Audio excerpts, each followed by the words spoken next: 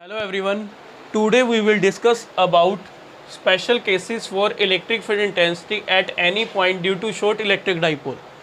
आज हम special cases के बारे में पढ़ेंगे। किसके स्पेशल केसेस है? Electric field intensity at any point due to short electric dipole. और ये कल हमने टॉपिक किया था electric field intensity at any point due to short electric dipole. तो इस कंडीशन में हमारे पास जो रिज़ल्ट आया था, जो ई आया था, उसकी वैल्यू आई थी पी डिवाइड में 4 pi naught r cube √3 cos square theta plus 1। ये हमारे पास क्या आया था? Magnitude of electric field intensity. फिर हमने डायरेक्शन के लिए क्या किया था? अल्फ़ा को निकालना था। तो अल्फ़ा को निकालने के लिए हमारे पास एक फॉर्मूला बना था। वो क्या बना था? tan alpha equal to 1/2 tan theta. तो ये हमारे पास क्या था? अल्फ़ा को कैलकुलेट करने के लिए हमारे पास एक फॉर्मूला आया। अब देखो, अब इस पे मैं स्पेशल केसेस अप्लाई करूँगा भी। जो के पॉइंट था, अब देखो मैंने के पॉइंट कहीं ना मैंने एक्सियल लाइन पे लिया था, ना मैंने इक्वेटोरियल लाइन पे लिया था, यानी कि उनके बीच में कहीं मैंने के कोई भी पॉइंट माना था के। अब इस के को स्पेशल केसेस में देखो मैं क्या करता हूँ, फर्स्ट कंडीशन लगा रहा हूँ इस पे, व्हेन पॉइंट के lie on axial line of short electric dipole, ये कंडीशन अप्लाई करता हूँ। तो इस कंडीशन में देखो क्या होगा। ये मेरे पास क्या था? A B short electric dipole, किसको रिप्रेजेंट कर रहा था? Short electric dipole. अब ये जो के पॉइंट है, अब इस शॉर्ट इलेक्ट्रिक डाइपोल की जो एक्सियल लाइन होगी वो ये होगी हमारे पास। अब इस एक्सियल लाइन पे जो पॉइंट है वो मेरे पास क्या हो गया? के, यानी कि इस के को मैं इसकी एक्सियल लाइन पे ले गया। तो उस कंडीशन में हमारे पास रिजल्ट क्या बनेगा? तो हमने ई फाइंड आउट किया हुआ है, उसी के अकॉर्डिंग चलेंगे। अब देखो ये चीज़ ऐसे होगी, हमारे पास सीधी होगी, एक्सिस पे होगी इसकी। अगर एक्सिस पे होगी इसका मीन्स जो थीटा एंगल था वो अब क्या बन गया? 0। इस कंडीशन में जो थीटा एंगल बनेगा वो किसके इक्वल आ जाएगा? 0। अब थीटा एंगल 0 आ गया तो उस कंडीशन में हमारे पास ई की वैल्यू क्या बनेगी? तो ई इक्वल टू इसमें पुट करेंगे पी डिवाइड में 4 pi naught r cube √3 cos square theta की वैल्यू कितनी है? 0 प्लस 1। तो ई कितना आ जाएगा? पी डिवाइड में 4 पाई नॉट आर क्यूब √3 कोस 0 क्या होता है? 1। 1 का स्क्वायर करेंगे 1 प्लस 1, वैसे का वैसी पी डिवाइड में 4 पाई नॉट आर क्यूब।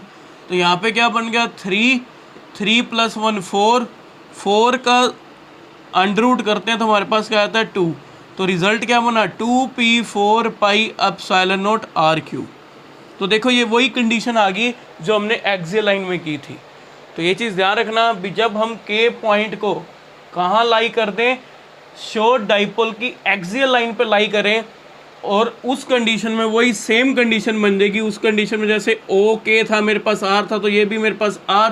तो ये वही कंडीशन आ जाएगी जो हमने axial line of electric dipole की कंडीशन में पढ़ा था, शॉर्ट इलेक्ट्रिक डाइपोल की कंडीशन, वही रिजल्ट आ जाएगा। अब वही कंडीशन अब इस पर भी अप्लाई करके देखते हैं। देखो थीटा कितना है हमारे पास, क्योंकि मुझे अल्फ़ा भी देखना है भी, अल्फ़ा की वैल्यू कितनी होगी। अब इस कंडीशन में अल्फ़ा की वैल्यू को निकालने के लिए ये फॉर्मूला हमारे पास है tan alpha equal to 1/2। Theta कितना था इस कंडीशन में? 0। तो tan 0 क्या होता है हमारे पास? क्योंकि साइन 0/cos 0, साइन 0 क्या है? 0, cos 0 होता है 1। तो 0/1 क्या होगा? 0। तो इसका मीन्स 1/2 की मल्टीप्लाई किससे हुई? 0 से। तो हमारे पास क्या आएगा? 0। तो tan अल्फ़ा इक्वल टू 0। तो tan अल्फ़ा, अब 0 वैल्यू किस पे होती है? tan की, tan 0 डिग्री। तो tan से tan गया तो हमारे पास क्या रह जाएगा? अल्फ़ा भी कितना आ जाएगा? 0 डिग्री। अल्फ़ा की वैल्यू कितनी आ जाएगी? 0 डिग्री। सेकंड इसका स्पेशल केस क्या है हमारे पास? सेकंड हमारे पास जो स्पेशल केस बनेगा उस कंडीशन में देखो हमारे पास क्या बनता है? व्हेन पॉइंट के lie on the equatorial line. अब यहाँ पे मैं कह रहा हूँ equatorial line of short electric dipole, तो उस कंडीशन में देखो हमारे पास ये शॉर्ट इलेक्ट्रिक डाइपोल है और इसकी इक्वेटोरियल लाइन ये होगी हमारे पास।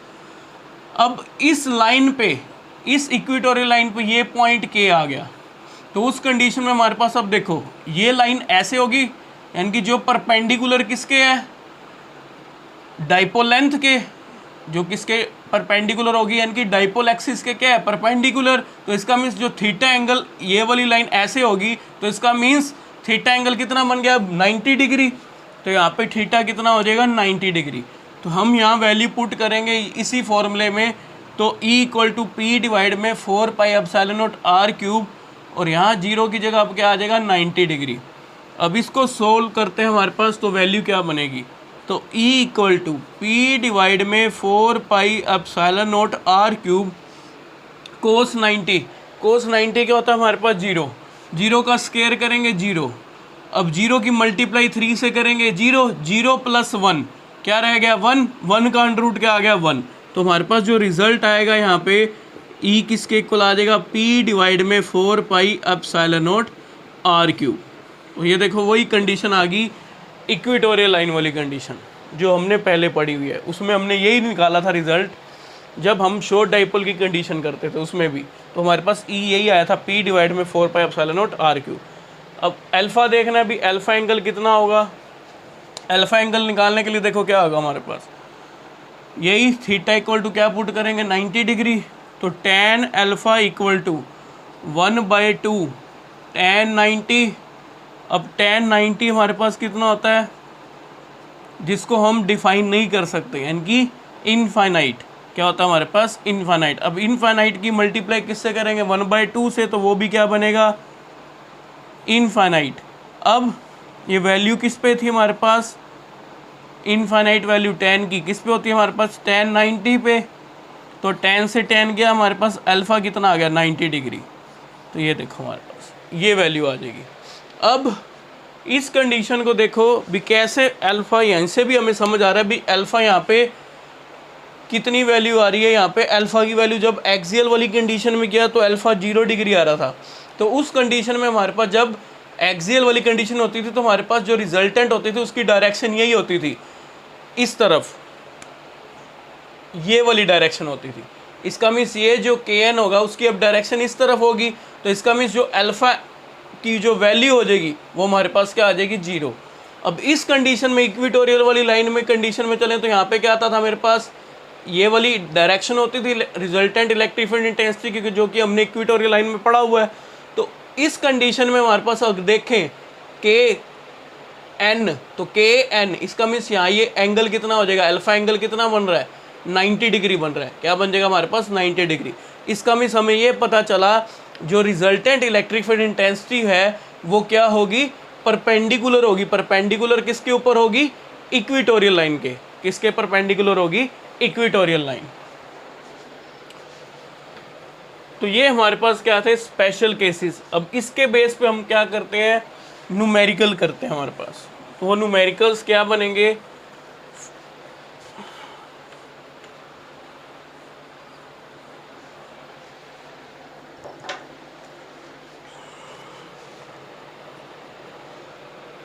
what is the magnitude of electric field intensity